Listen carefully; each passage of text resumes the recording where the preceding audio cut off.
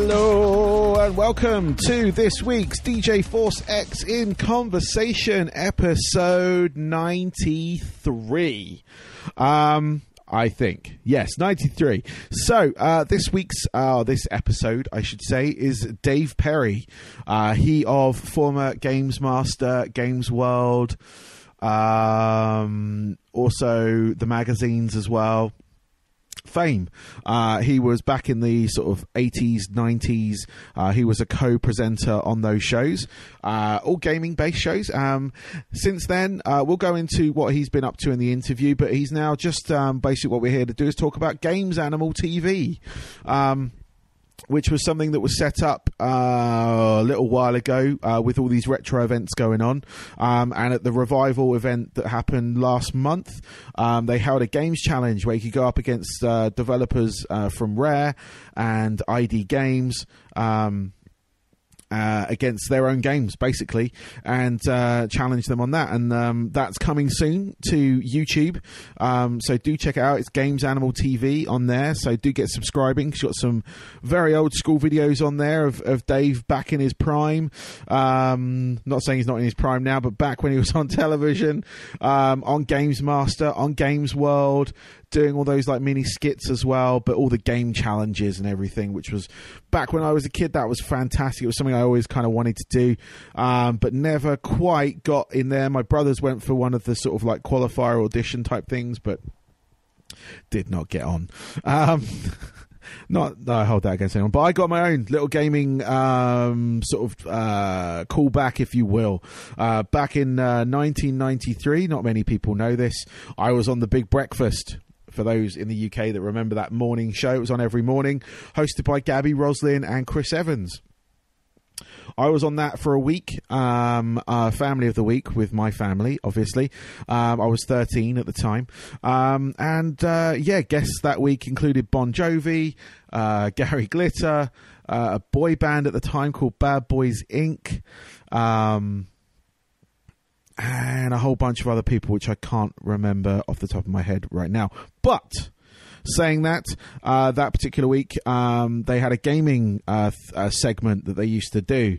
And the person, Ben, it was called Ben the Boffin, he was unavailable that week to do it. So I stepped in. And I reviewed a couple of games. It was the original FIFA International Soccer on the Mega Drive and other formats, 2020 Baseball, and Bill Walsh College Football, which is an American football game. One of which I actually got for free after actually doing it. So I actually got to keep the Bill Walsh College Football, which I've still got somewhere amongst my collection. I haven't sold that quite yet, and I don't intend to, because it's got a nice little memory on it. Me and my young self, if you ever find the video clip, again, it's on YouTube, Facebook, things like that, but I do let a bit of a sexist comment drop, so please excuse that. I was only 13 and didn't know any better. But anyway, I won't go into that unless you find it, then we can discuss it. But yeah, that was my little like sort of claim to fame when it comes to gaming. So I was one of the first people to kind of preview and sort of semi-review FIFA, which is now like 25 years on.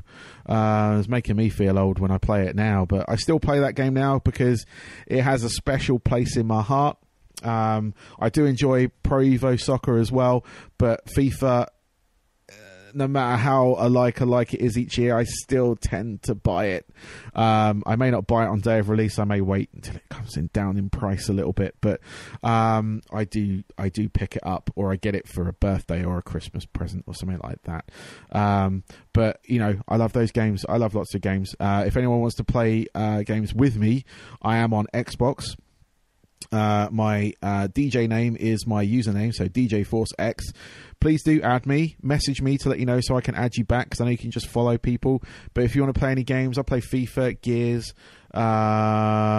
Assassin's Creed, what else? Grand Theft Auto, stuff like that. So if anyone wants to just, you know, have a nice casual game, I'm not a competitive gamer as such. I just like to play. So if anyone wants to, let me know and we can set that up. Because I'm going to set up a Twitch channel and stuff like that as well. Do some live streaming, not just of video games, but I'm going to try and see what it looks like to do a live podcast. Also some board gaming stuff. Which is something I'm getting very much back into. I just played in a Blood Bowl tournament, a Blood Bowl Sevens tournament. I didn't win any games, but I got a free pitch. So, but that was my first kind of like proper games back to it. And so me and my kids are kind of playing these games at the moment. And then, we're going to get out. I'm going to make some videos, going to do some Blood Bowl videos. But my main concentration is I want to do Necromunda, which is a Games Workshop game that I used to play back in my late teens. And they re-released last year. I've talked about it before on the podcast, but I've actually set up a Facebook page. It's called Necromundageddon. That is also going to be the name of the podcast and the video stream as well. It's probably going to take another month or two to actually get up and running. But I'm slowly gathering information and ways of doing stuff and all that kind of garble that goes with it. So if anyone is into the miniature wargaming, let me know. Again, just sort of because I'm going to be looking for feedback, looking for help on that front. I've just been allowed to use some music for it, so that was kind of like I went to my wheelhouse first and got music. Now I've just got to put together some more production based stuff to sort of get that sort of visual and audio element. So I'm not sure how it's going to translate as a podcast, just purely because it's a board game, but it might work. So we're going to try a couple of things, see if it does. But video is probably where we're going to go with it. I've also got another idea for another video presentation type thing of metal on vinyl. So kind of going with the current resurgence of vinyl and things like that. And recently I've been sent more vinyl and stuff in the post. I got the Saxon re-releases, for instance. But I want to do like a kind of visual review of how the vinyl looks, feels, artwork, potentially how it sounds as well, depending on licensing stuff, if I can get that. If I can actually play some of the, play a track or so. But I want to kind of do a bit more of a visual media, showing my sort of bad self on TV, my old self with grey beards and stuff, but just the sort of represent in a bit more of a visual light and maybe expand what I do here, because the podcast has been going for must be about 4 years now, coming up 4 years, and there is only a certain level that you can push it to, so I just want to see what can be achieved on that, and if anyone's actually interested. If you are vinyl wise or board game wise or anything, or video games, just let me know. I'm easy to contact. I'm on all the social media. You can find me under the DJ name.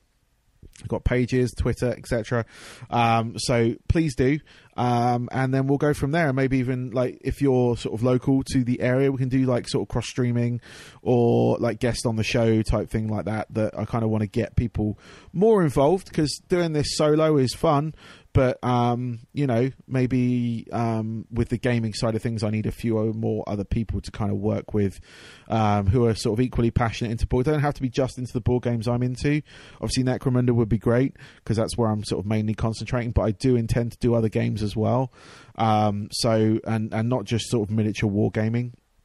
I'm looking for like proper sort of like interactive board games, because I'm starting to get back into that side of it, like with the family, sort of away from kind of like the Connect Fours and the Monopolies, just more towards like the big game me and my family are playing right now is Cult Express, which was lovingly recommended by the local game shop here in the UK, the game shop in Aldershot. I'll give it a shout out. And Andy, who I know there, who was the bassist in my band previous to this, Victorian Whore Dogs. I've also had him on the show as well, talking about it post or after me, because they got a new singer in and stuff like that. But he recommended the game for us to play, and we loved it, and we play it quite often. So I'll be using the game shop as well as a sort of like maybe as a base for some of this, and also place to go play, because I don't have much space where I live. So it's kind of like it'd be nice to have like just rent out a room there, have some people in. People don't mind being on audio or visual sort of like recordings and stuff, but just enjoying themselves playing games. and sort of talking about it afterwards if they want to, and just sort of seeing what's what, and see if we can come up with our own sort of like scenarios and all that kind of stuff. Anyway, I have rambled on. Oh my goodness, we're 10 minutes in and we haven't even got to the interview yet, but I just wanted to let people know my plans. So if there is any interest, let us know. But for now, I'm going to leave you with the games animal, Dave Perry. Enjoy.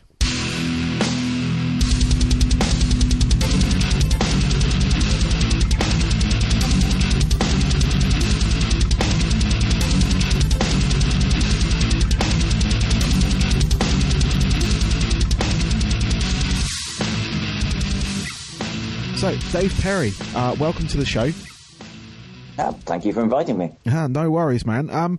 And just for my listeners, normally I interview musicians, things like that, along my show. But I got you on because you have a new TV channel on YouTube coming from a background of gaming called The Games Animal TV. Right.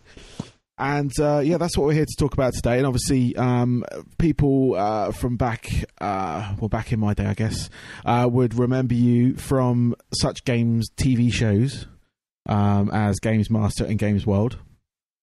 Correct, him on. Yeah, I remember those shows from back in the day. I used to watch them religiously. So, sorry, say again.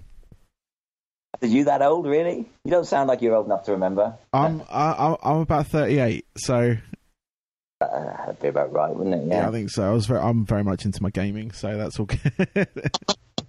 From back then, now you're creating your own TV gaming show. Could you tell us a bit more about that? Yeah, sure. I got to admit, it's a real step into the unknown for me. Back in the early 90s, late 80s, early 90s, I was very much, at the vanguard of the video games revolution, if you like, the golden age of games, called it. I was very involved in a lot of the TV shows that came up there. UK's first show, Games Master, and then Games World, etc. And magazines and things kind of me. I had the same agent as David Beckham for a while. Company magazine voted me in their top 50 bachelors. The Independent were writing articles on me. Things were taking off, but there was a lot of backlash from inside the games industry towards me.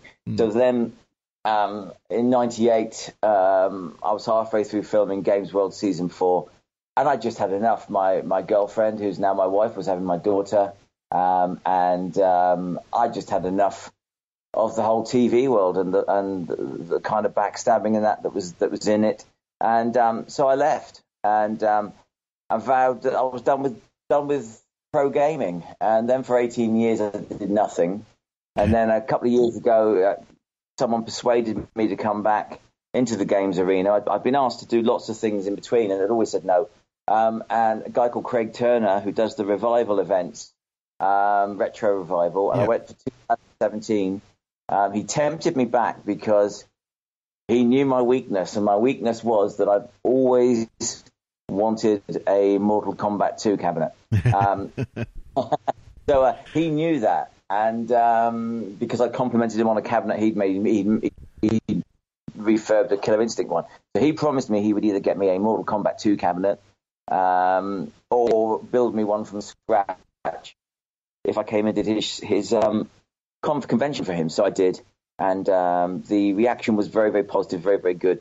The vibe was different, the cynical, nasty, trying to climb over each other to get to the top vibe of the 90s had gone, and you now had people genuinely remembered how good gaming felt when they were in their teens, and we're just enjoying doing it all over again. So they were pleased to see me, because I guess when I got on stage with the bandana on, it brought memories back of the TV shows they used to watch. and so that was good. So I did that, but pretty much as a one-off. But then the guys up there said, pretty much, this is great. It really was good to see bandana back on stage again. It brought back so many memories. How about we make a real 90s type TV show? We'd love to do it, because we all watched the shows, but we never got to be involved in them. So I was resistant, because for me, television is television.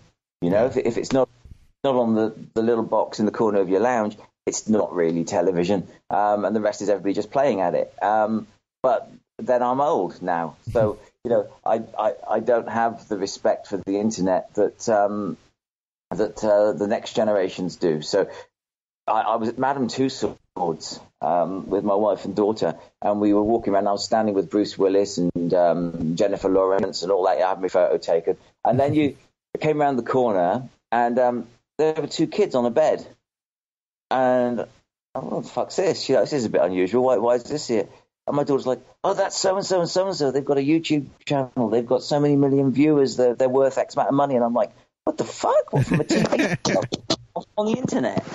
And Madame Tussauds are making waxworks of them. I'm thinking, well, maybe I've not given this thing enough consideration. So I spoke to more people, and the more people I spoke to that were around the 19, 20, 21-year-old age group was saying, yeah, man, you know, YouTube is where it's at. This is, I watch this, I watch that. And they were fascinated. Then I found out kids were watching shows about people opening boxes. Yeah. And, you know, and watching people playing bloody, can't remember for the second one. It was some kind of building mining game that everyone was playing, and people were watching people playing it for hours, and there was nothing really going on except for this one person playing this blooming game. Yeah. And I thought, well, you know, maybe I missed a trick. So the guys said they wanted to do it, so I said, let's do it. So we set up the YouTube. We set up the YouTube page, channel, whatever. It seems too easy to do to call it channel, but it's there. And then this past year, all the guys that wanted to be involved in it, many have got their own little blogs and channels. They've put their own mini shows together, and we went up to Revival 2018 in May, a few weeks ago, and we shot some live stuff up there on stage with a crowd. We shot some stuff in a controlled area where we did a few challenges. We had like developers from Rare were playing people on Killer Instinct, and things like that, and it was.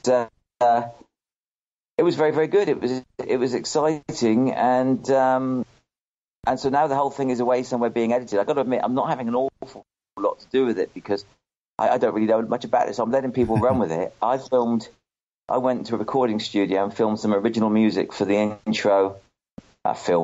Recorded some original music for the intro, and a song that's going to be a little bit controversial for the outro of the show. That's it's called. No one knows the shit. I'll tell you. It's called Bikini Babes on Beat 'Em Ups. Okay. And that's how the show ends. Real sexist 80s, 90s stuff. Because that stuff resonates with me. You know, back in the days, we always had girls in little outfits bringing on the trophies and that. Yeah. And it saddens me now that people are letting that out of events and television. You know, let pretty girls be pretty girls. Let smart girls be smart girls. Why can't everybody be what they are? And so we put that on the end of the show as well. So that's all been edited. And the guys somewhere are putting the show together, and then they'll show it to me for final critique, and then it'll go out. And I think it's going to be about an hour long, hour 20, something like that. It's just going to be a one-off special. Okay. See what reaction we get to that. And then maybe there'll be another one. And then maybe in between, I'm looking to find some people who want to work with me, you know, games fans and that. And maybe then we'll do a lot of our own little mini shows in between as well and put it on the channel and start growing it from there. But I'm very honest in this, in saying that, you know, I'm more of the prima donna age of TV, if you like. I turn up with my coffee and have my makeup done and go on camera. You know, this whole doing it for yourself, I don't know what I'm doing. So I need help, or I need to get involved and actually teach myself. But at the moment, this big one-off show is in the edit, and it'll be interesting to see what the reaction is. Yeah. No, I was when I saw it announced, I was very interested myself. Sort of hence getting in contact with you, really. And just noticing, I did try and make it up to the Revival show in May, but unfortunately I couldn't get up that way. But it's kind of nice to see something like that, because we have YouTube. Obviously, there are people that do put out sort of style shows, but not in that sort of not in the same way that they were back in the 90s, where you had challenges, where you had, you know, little bits, vignettes going on in between the gaming challenges. And I was quite interested to see, and I'm very interested to see how it actually pans out, you know, how it looks, because I've seen the pictures and stuff like that. Obviously I follow a bunch of the guys that went to the revival, and a couple of the guys that help organize it and stuff. And I was just very interested to see how that turns out, because it was, like you said, you obviously, you know, you left the TV world behind at that point, and to come back into it, obviously I know these like retro events have been going on for quite a while now. They've sort of started in little kind of, you know, tiny rooms filled with game systems, and now they're sort of part of like the big expos and things like that. So there's definitely a resurgence in that side of things, especially for those that era of gaming, which was amazing, you know, at the time. And sort of, you know, I was very much into my sort of home games consoles, but I was very much into arcade gaming. Sure. So, you know, I'd go out to the local arcade, which unfortunately they don't really exist anymore, and I'd go out and I'd play Killer Instinct. I'd go out and I'd play you know, Daytona, which you can actually still find everywhere. But you know, I'd go out and play Ghosts and Goblins, stuff like that, at these, like, at the local sports centre. They had like a row of arcade machines. And it was, wasn't it, you know, to be the champion, you know, at your local, wherever it was, your local chippy, your local ice rink, your local arcade, to be the champion on those games. That was a thing to be, you know, and that's gone, unfortunately, you know. It is. One of my most vivid memories of arcade gaming was actually at the Trocadero in London, and I was playing Killer Instinct, and I was pretty good at it at the time. So I was throwing all these combos up, and I turned around and there's like a group of like 10 people watching what I was doing, like around, and you just don't get that. I mean, you get it in a virtual sense with YouTube now, because my kids, they watch all these channels, kids playing Minecraft and you know, all these things. That's the name of. Okay.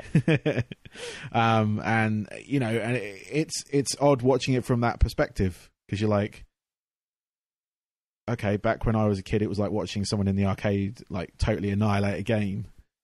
Here we're just watching someone, obviously they're building stuff, running around, but I'll tell you what it's like. And it's a shame, and you know, I tend to be a little bit harsh on the current generation. It's not their fault. It's just the way the world's gone, and the internet is gradually eating everything worthwhile, unfortunately. It's almost like some kind of futuristic movie whereby, you know, a whole generation went out and played football.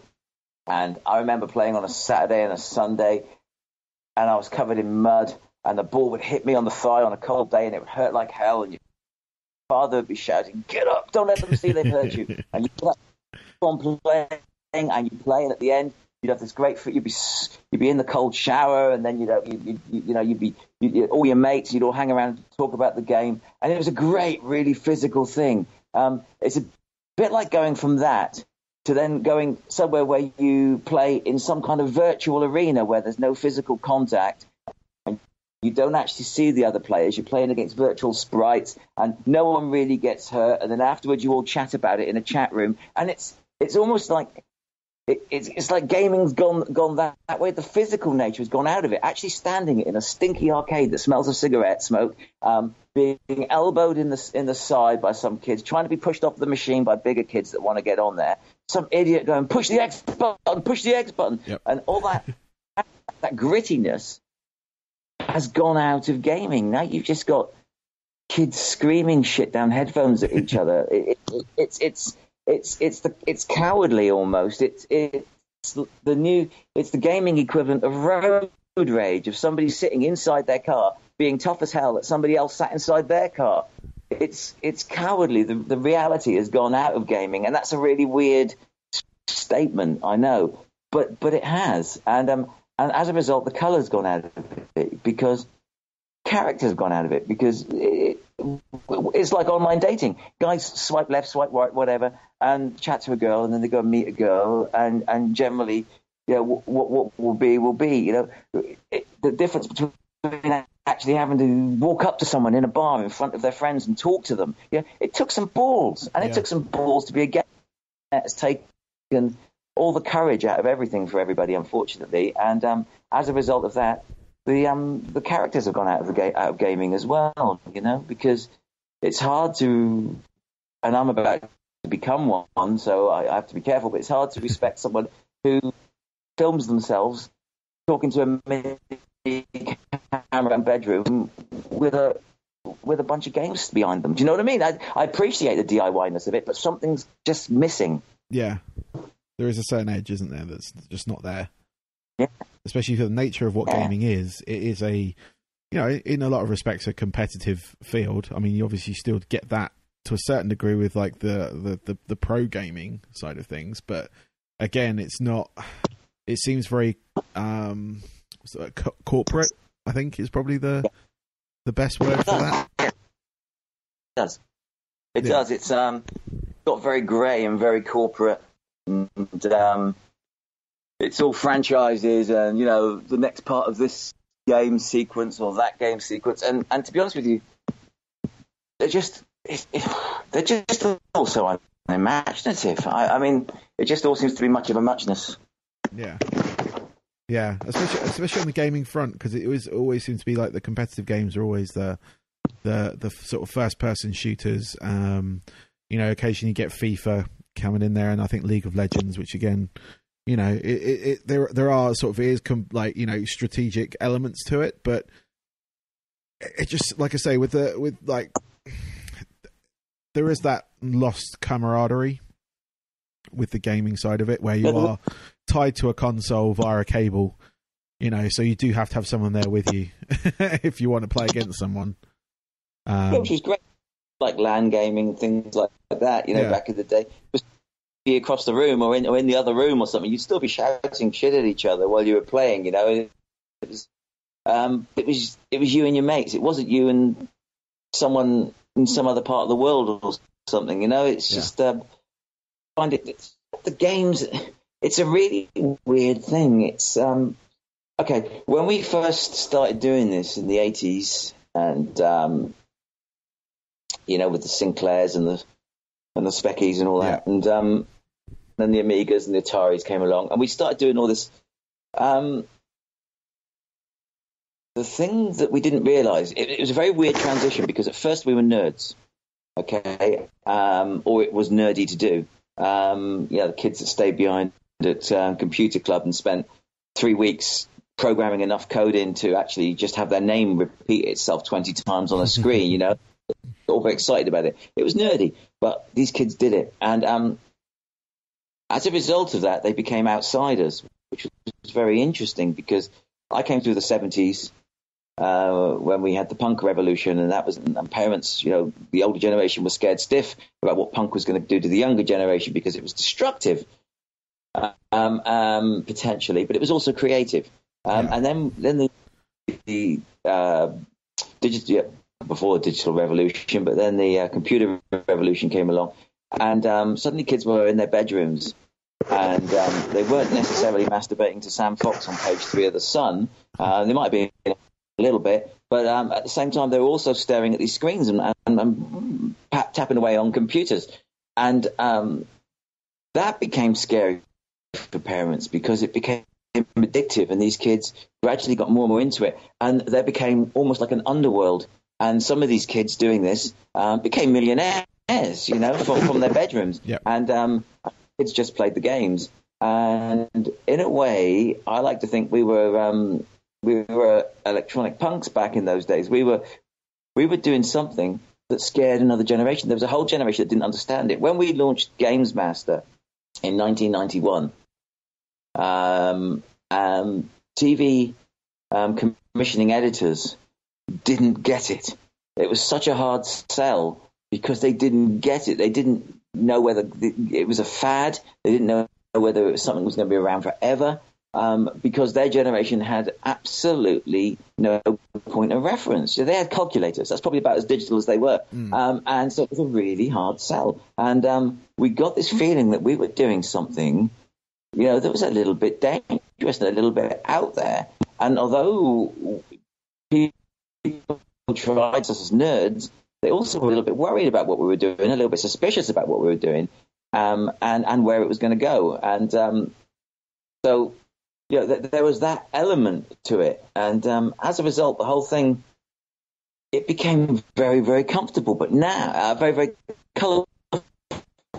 So now, it should be an easier sell because everybody's got 2 or 3 games machines in their house. Most people have got a tablet or a phone all over the world. It's bigger than the film industry. It's bigger than the music industry in terms of dollars made and everything. So you haven't got to convince commissioning editors and people like that they can't sell the advertising, that the people wouldn't be interested in the shows.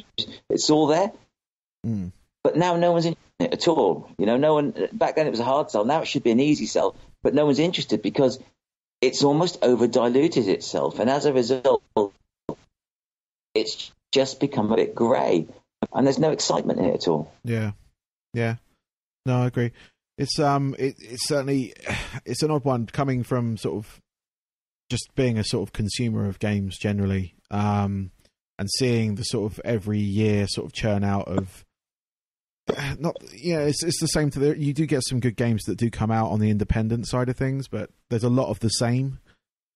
There's that rotation of the same type of thing. Obviously, back in the day, we did have sequels of games. It wasn't an alien concept, but it wasn't every year. And it wasn't slight updates. There was always something improved or not. Changed with the game that kind of. Justified the sequel, but whereas now it's just kind of slight updates, could have been a bit of DLC kind of thing, but it's just enough to be able to make the sort of the people spend that £40 on it or the 30, how much they cost these days. Well, my daughter and I, being keen fans on the Call of Duty games, we used to look forward to the new one coming out every year, and we used to play it, and it was a real bonding thing for us. It's a strange thing for a daughter to love, but she loved playing Call of Duty. We'd sit and play it when the new games came out, and we just got the last few, and we just went, ugh. It was the same old stuff again, but not as good. Yeah. Now, if you're going to regurgitate the same old stuff, then at least it should be better somehow. And I find modern music's the same way as well. Generally that's it's all the same stuff, and it's almost like everything is so accessible to everybody now. I hate to think that it's all been done, but you almost get a feeling that it has. Yeah, and that's scary. Yeah. No, it is. I mean, my main background is music, so having seeing the sort of the way things, obviously, being in the music industry and how that is and how that changes and how it has changed over the last 20 or so years since I've been involved. I was in a band back in the day and we released CDs and stuff, and they were selling, and then we were kind of on the edge of when the MP3 kind of revolution came in. And suddenly, albums were being copied. Yeah. But then the music industry didn't change with it. Like, a lot of the artists were trying to figure out what was going on. A lot of the record industry said, it won't last. And obviously it lasted. And now everything, like with the, like we said, with the music industry, everything is accessible. So anyone can make an album in their bedroom now that sounds like they've been to Abbey Road Studio, but it dilutes itself. You get so many, but then after a while, those people that kind of have entered it as a whim, not as a sort of like lifelong passion, they kind of fade away and do other stuff. And then hopefully you get left with, the core, the sort of ones that stuck it out and the ones that really wanted it, and the sort of music that generally, means the most, kind of thing. Yeah. Well, hopefully. Well, is there's no suffering. Yeah. I think back in the days when you used to have to, do paper rounds and stuff just to be able to go and buy a second-hand bass guitar or something.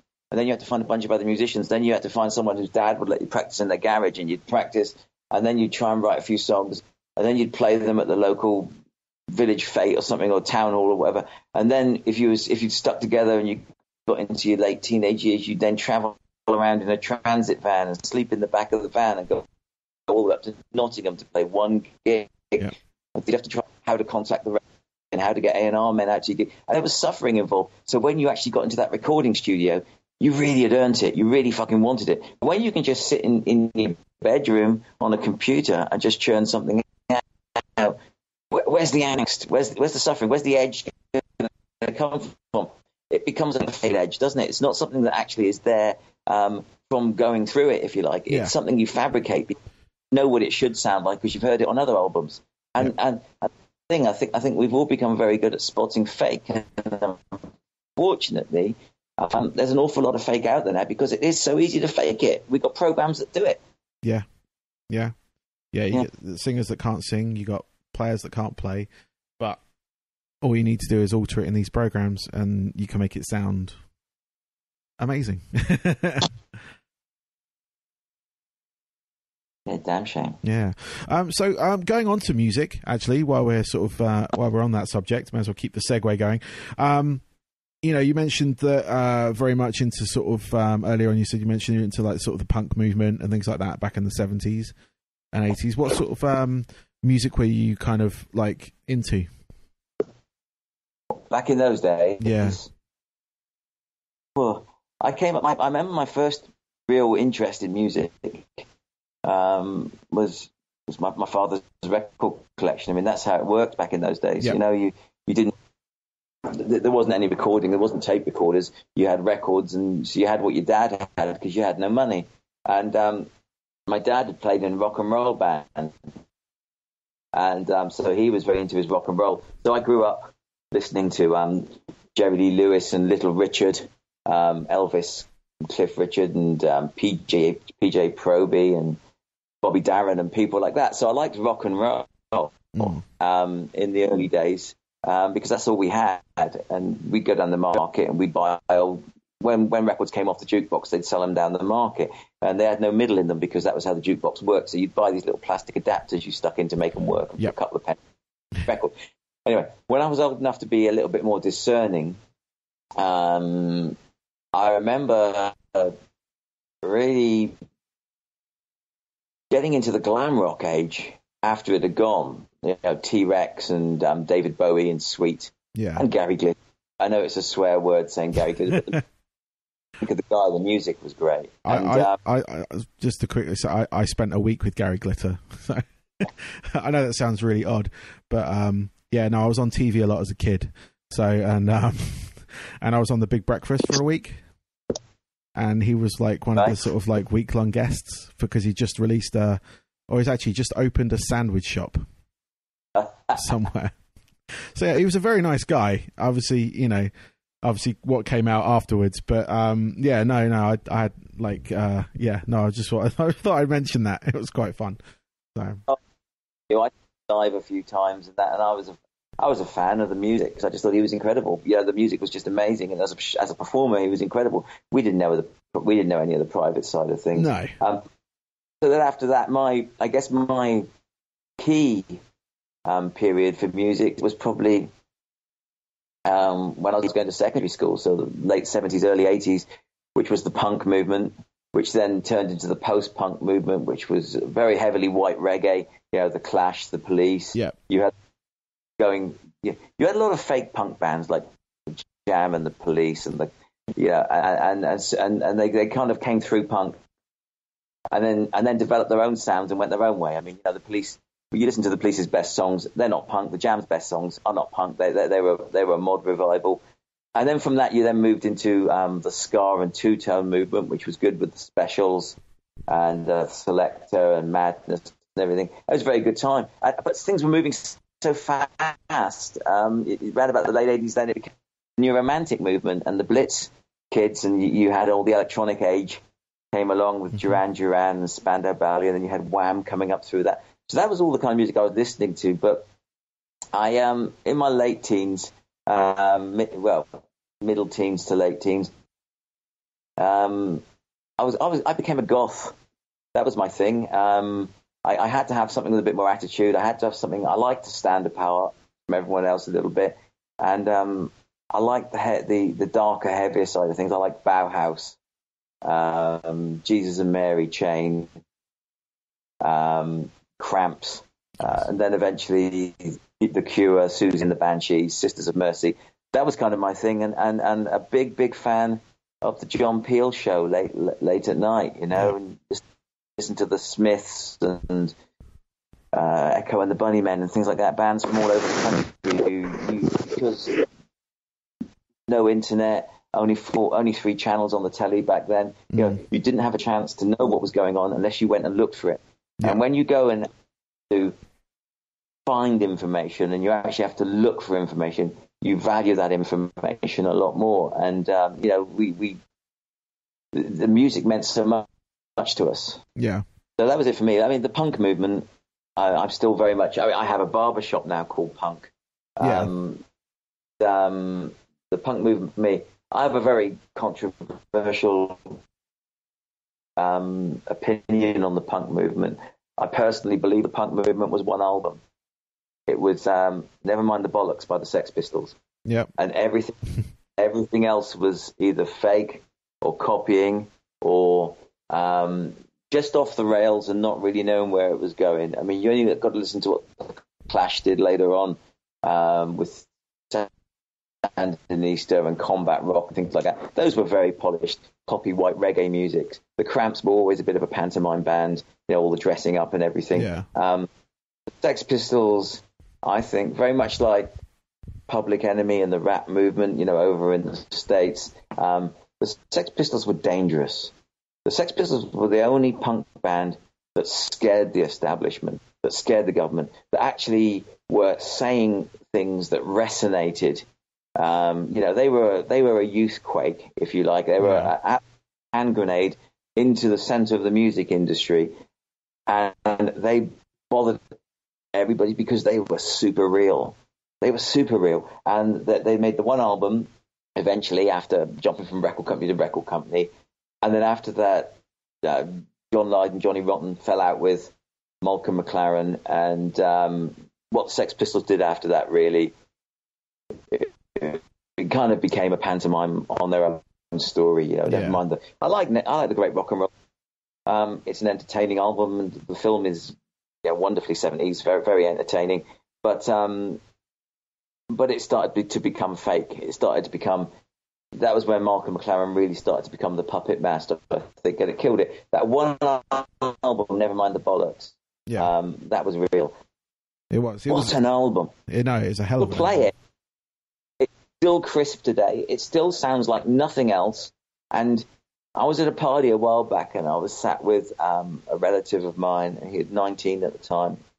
Sat there with his girlfriend, and I entered the party, and the DJ knew me, and he started playing some more edgier music and all this. And they'd all been playing all the music of the time. And he put on Pretty Vacant by the Sex Pistols for me because he knew I'd love that. And that the sort of guitar just cut in over the top of those tribally drums at the intro. And the young guy turns to me and he went, "Who's this?" It's the Sex Pistols. And even now, it sounds harder than the hard stuff. Do you know what I mean? Whatever people... That album, you can pick almost any track of the album, it still cuts through anything. It's like vinegar. It's amazing. Yeah. No, it is an amazing album. And it's like you say, that's the best analogy. I think it was a hand grenade for the music industry. It went in, blew up, and that was it. Obviously it sparked off a lot of kind of, it suddenly became a fashion. Yeah. But because they did that one album and that was it, they were just like, nope, that's it, done. And obviously, with Vicious, unfortunately, when he joined the Pistols, absolutely brilliant. Love the image of Sid. I love the pictures of the Pistols on stage at that time with Vicious on the bass guitar, with it hanging low, with "Give Me a Fixed" stretch, cut across his own chest with a beer bottle. bloody brilliant, absolutely dangerous. But unfortunately, he was by the Ramones, the American scene, so he started wearing the drain pipe jeans, the baseball boots, the black biker jacket, which I still wear. Unfortunately, I like to say I was more original than that, but I'm not. And it gave punk a uniform, and it happened around Never Mind the Bollocks.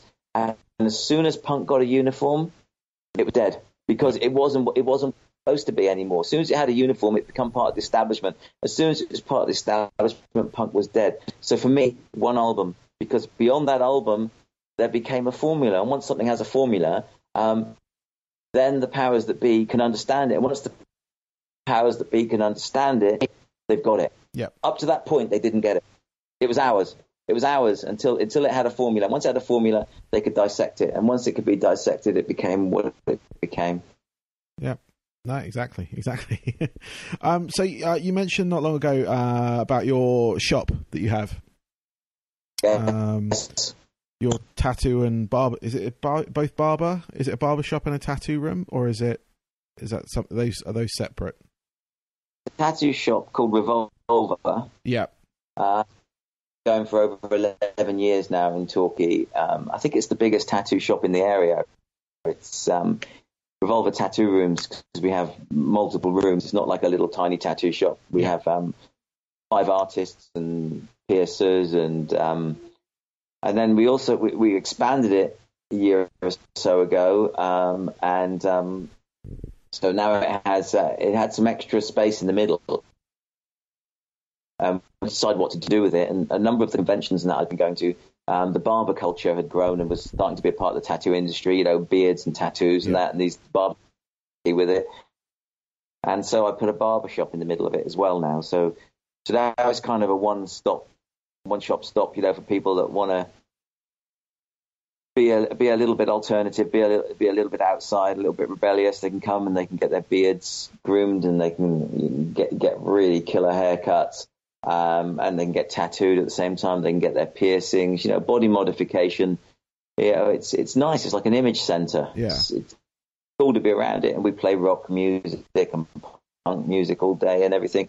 And I can't believe that's what I do for a living. I can't believe I go to work dressed as I go to work, and I get to be around interesting people listening to rock music all day. It's pretty good. Nice. Yeah, no, I was going to say, it sounds like my perfect job.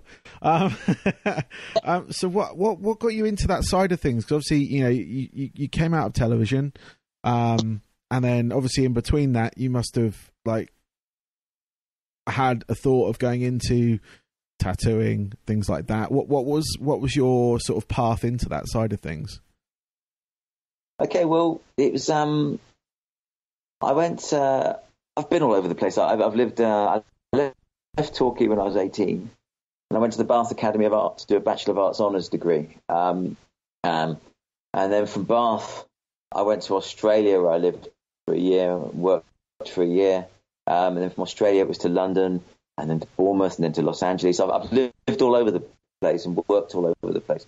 But when I went to London the first time, I lived with a lovely landlord and landlady out on the edge of Essex, Hertfordshire, called Bishop Stortford. And we lived out in the countryside a little bit. He was a great guy. He was a real character, and he would often be going down the pub. We drank down this local pub, which was full of local ales. Rod Stewart used to drink there when he was with Rachel Hunter, which always caused a bit of a stir, but he was a great guy. He lived around there somewhere. And anyway, he'd always come back from this pub, my landlord, with like half a BMW engine, or a snake, or a couple of coats or something. There was always deals to be done, money to be made. And he came back one day with a carrier bag that was full of tattoo machines and a tattoo setup. Goodness knows where he managed to get that at that time, because they were like hen's teeth. They're almost impossible to find. And he said, "Here we go, boy, we'll make some money with this," because he knew I was an artist and I was working in magazines at the time, designing and writing. And I don't know how to use this, and totally irresponsible times, naive as you like. I trundled off to the local tattoo shop and said, "Look, guys, I've got this tattoo equipment. My landlord's given it to me. I'm an artist. I'm interested in learning how to use it. Could you just show me how it sets up? And of course, I was told to fuck off, which is the right thing to do. And another next shop was saying, and it's what we would tell anyone today if they came to us. Of course, now people don't so much because they can go to the internet and find out what to do. But so I started getting tattooed because I was a rebel and I wanted to look different and I wanted tattoos, but also because I wanted to watch what they were doing and I wanted to see where the wires went and how things operated. And I was self-taught and I taught myself to tattoo. I knew no better because I was interested in the medium, not because I was trying to make loads of money out of it. Because back then it wasn't seen as being a great job. Very few people aspired to be a tattoo artist unless you were already connected to that culture in some way. It's a long time before Miami Ink and all that made it glamorous. So I started tattooing, and then the TV people came along and offered me the Games Master gig to go and set that show up. And of course, then I thought I was going to be famous. And thought, well, this is what I'm going to do now. So I went off and did TV and carried on with magazines, and tattooing went by the wayside a little bit. And then in the noughties, I started again, influenced by the TV revolution that came along with Miami Ink and everything. It reminded me how much I loved tattooing and enjoyed tattooing. So I went back to it a little bit. And then I had an offer for my magazine company. I had my own magazine company by then. And I was pretty much aware that the internet was killing print. And, the magazine world was dropping off quite drastically. I decided to take the offer I had from my company and go and tattoo. And then in 2007, I set up my own tattoo shop. And that was it, really. I decided I needed to support my family and I wanted to stay in the West Country. So I needed to be in a world that could support my family in the arse end of nowhere, if you like. It's all right being in the media and being in television and being in magazines, but when you're right down on the coast of Devon, there's not a lot of opportunity. So you have to find something that you can steer for yourself. And tattooing was that. I loved it. And I was passionate about it. And that's what I do now. It's great. Awesome. That's awesome, man. I went down. I mean, I don't have any tattoos, but it's something I'm kind of interested in. But I went down the piercing route when I was in my youth. I now only have 2 remaining piercings, but out of the many that I did have. But I love that whole culture, that side of it, and I was just curious to see how you got into it, and obviously from TV to doing that, it was it's kind of it's a totally different sort of It is.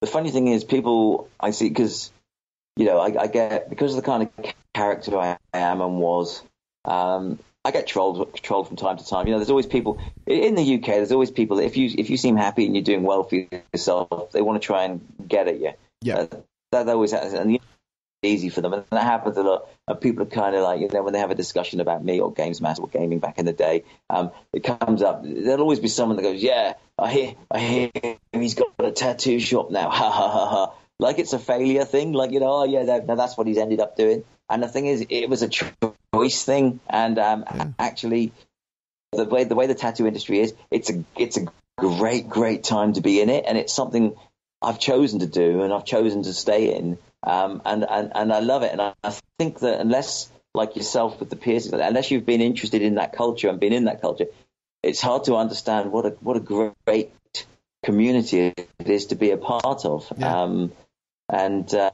It definitely it definitely was a choice thing. It was a direction I chose to go in. And it's absolutely great. It's absolutely great. And I chose to do this until my daughter was 18. I always said I would do stay away from TV and the media until my daughter was 18 because I wanted to raise her. I didn't want to have to be going to London and going here and going to LA and going to E3 and doing whatever. And now she's older. Now she's reached that age. That's another reason why I've started coming back into all of this. I kind of kept my promise. Yeah. No, that's awesome, man. That's awesome. So, I've got a couple of questions left for you now, and then we'll wrap things up, and I'll let you get on with the rest of your day, if that's cool. And so basically, I normally ask this question to a lot of musicians. They're 3 top albums, the kind of albums that kind of shaped who you were or who you are. I know we've kind of covered that generally, because I would have thought that with Sex Pistols, stuff like that would be up there. Top album. Actually, Sex Pistols wouldn't make the top 3, unfortunately. Oh, really? Oh, go on then. They'd probably be... Give us your top 3 then. Interesting. Their greatest album of all time, my favourite album, the ultimate go-to album for me, is Ziggy Stardust and the Spiders from Mars, Rise and Fall of. Nice. David Bowie. Yep. Absolutely great. And all the greater for having just one hit on it, which was Starman, which was added later in the album's production. Because the record company panicked because they didn't have a hit on the album, and to have such an influential album that's meant so much to so many people without having a hit record on it initially, amazing. Love that album still today. I could put that on any time and not be bored of it. Second album for me, Antichrist Superstar, Marilyn Manson. Oh, nice. Absolutely. That was the moment that and became who he was. And a lot of people don't even realize that it's a concept album, that it actually follows a thread. And every track on it, for me, absolute killer. It was very much like the Pistols with Never Mind the Bollocks. It was like nothing else at the time. It shocked people at a time when people weren't easily shocked. And it still sounds gnarly and great today. That was Manson at his peak for me. I still buy Manson's albums today, but that for me was the peak of a great artist. Nice. And then my third album, which would probably be a little bit more surprising, is Revolver by the Beatles. Okay. Cool. Huge Beatle fan. It's a great album for me. Beatles at the height of their powers. It was just when they changed, and in their changing, they were changing the music industry. I love the album so much. I named my tattoo shop after it. And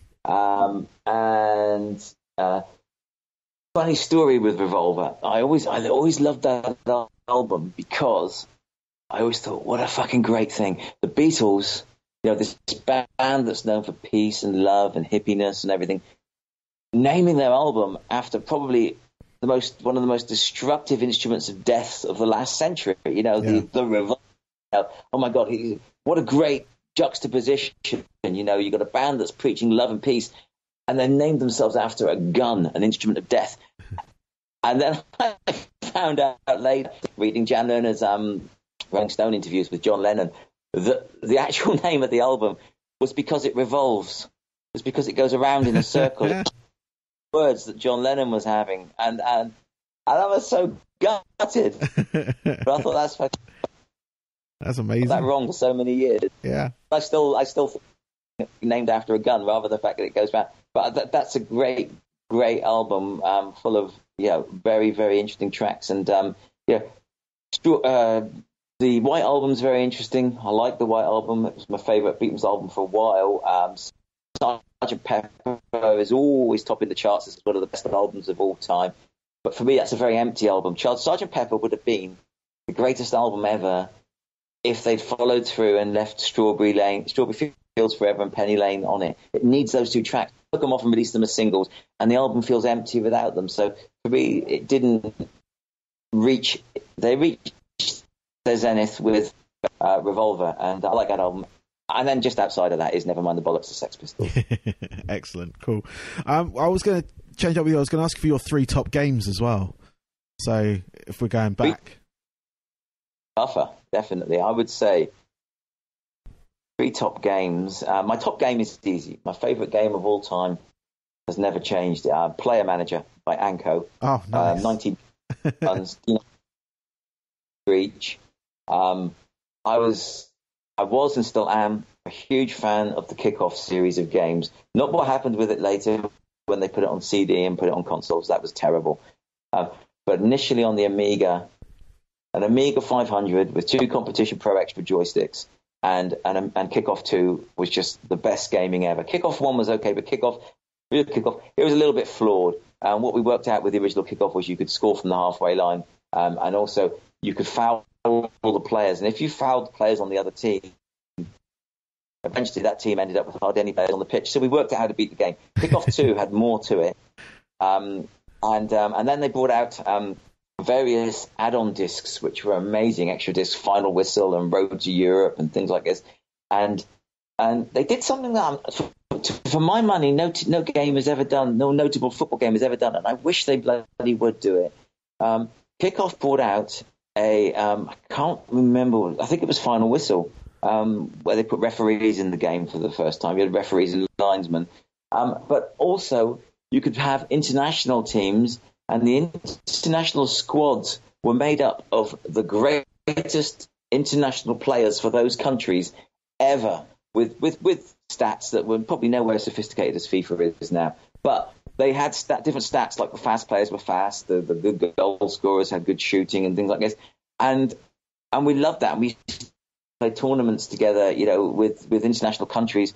And it was great having, Gary Lineker on the same field as Bobby Charlton and things like that. And we and Tom Finney, and we loved it. And to my mind, I can't remember a top-notch game where you can just switch to international mode and have all the players, all the greatest players from those countries in a squad that you can select from. Yeah. I can't. No. I think FIFA's had a few dream teams there through the years, but not really set up as a sub game itself, which was amazing. Yeah, no, I'm gonna have to check that out. I remember playing Kickoff as a kid, but yeah, I'll have to see if I can track that down. That'll be because nothing has come from that. Obviously, you do have FIFA with your sort of like classic players and stuff, but they're not readily available. Oh, but this was great. Just go from to international mode, and you had all the greatest players through the century, all playing for their teams, in like a generic kit. And it was just you couldn't mix and match them. They were just there. So you'd play England against Italy, but it would be England's all-time best team against Italy's all-time best team. Selected by you. Yeah. You would choose who you put. It was brilliant. Nice. That's what Kickoff did, and that was great. Yeah. Second game of all time, even though I own a Mortal Kombat 2 cabinet and I love Mortal Kombat 2, would have to be Street Fighter 2. Oh, yes. Just for what it did, for where it came in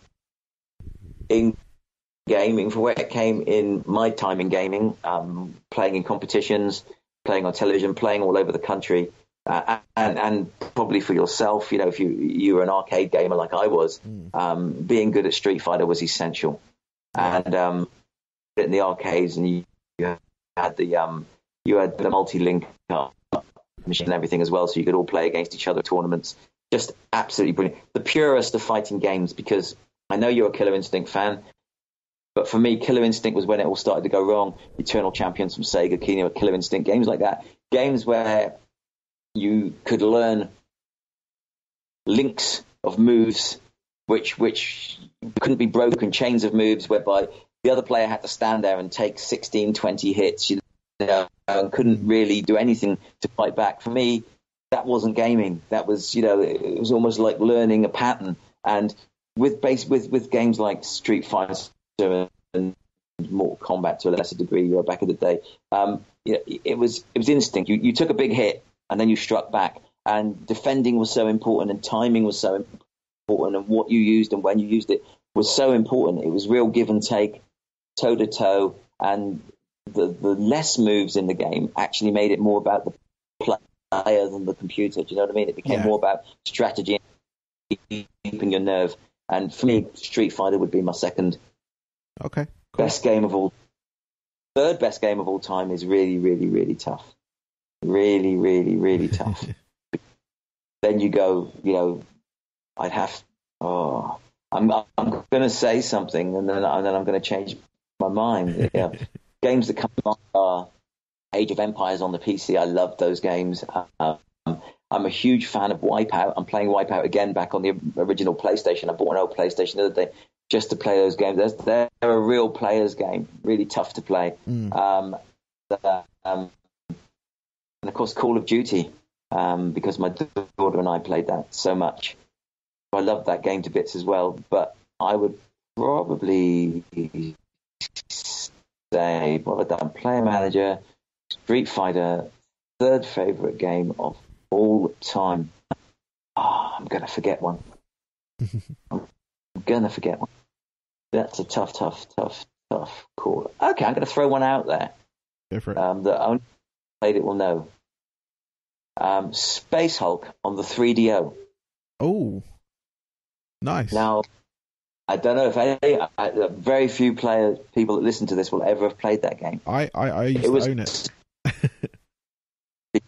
So, it was a rare game. The 3DO came out. It was a lump of a machine. Yep. You loved it or you hated it. Very similar to the original Xbox in how it looked and how it felt to play it. And everyone was expecting big things, and big things didn't really happen. There were some interesting things that we all felt were going to, show us what was going to happen in the future, and nothing came of them. And then out came Space Hulk, and Space Hulk was obviously a board game. I think before it came out on 3DO, there had been a PC version, which was a little clunky and a little different. And then it came out on 3DO, and it was amazing. It was a kind of a Doomy type game. Yeah. See, there's a game I should have thought of. The Doomy type game. If you remember, you were inside an old spaceship that was cast adrift, and you were walking along the corridors inside this mecha armor suit, Space Hulk, and these aliens, these face huggers, were trying to attack you and take you down, and you'd be commanding a unit of 4, and you'd have a strategy map. So you'd stick them. You'd have like the corridors of the spaceship. You'd stick them at various angles of the spaceship. You'd tell that one to stand and use this gun to cover this area. You tell this one to stand there and use this gun to cover this area. And then you try and pursue forward to open a door. And then as the aliens came down the various corridors, you'd have your colleague stood there. And it was just a wonderfully immersive game, because as the computer-operated characters you'd stood in the various areas were fighting, they'd be talking in your helmet to you, telling you what was happening to them. This was long before you had the internet, so you had the Call of Duty things where you had your other squad members who were real people telling you what was happening to them. And you'd be going, they're coming at me, I've only got 20% energy left, and you'd be so tense having to get the job done before your drone CPU characters were taken out. And it was looking at it now, it was a real flash to what online gaming with Squad Game, Call of Duty and Medal of Honor and things like that we're going to be doing later. Yeah. But they were doing it at the time, and it was a never mind the bollocks moment. It was a diamond in the rough. It was a one-off. It was just one of those games within a format that for me stood above the rest, and I kept my 3DO for years with that game on it, just to play that game until I got bored of setting it up every time to play the game. I forget about it. I got to play Space Hulk again. You get it out again. Great game. Yeah, those have been my top 3. Awesome, cool. Well, thank you for that, and thank you for your time. I do appreciate it, you coming on to chat to me. And just finally, where can people reach out to you? Where's the best place to catch yourself and the new Games Animal TV channel and things like that? Okay, well, the channel is on YouTube. It's called Games Animal TV. Yep. Find me on Facebook. Dave Perry, the Dave Perry on Facebook. That tends to be where I pick up all my messages. That's the social media I use the most. Okay, cool. All right, well, Dave, thank you very much. Have a good rest of your day. Good luck with Games Animal TV, and obviously keep going with your tattoo room and your barbershop and everything, because that's all good. And again, thank you for your time. It's been an absolute pleasure speaking to you. Oh, thank you for a walk down memory lane. Thank you very much. Awesome, man. Have a good day.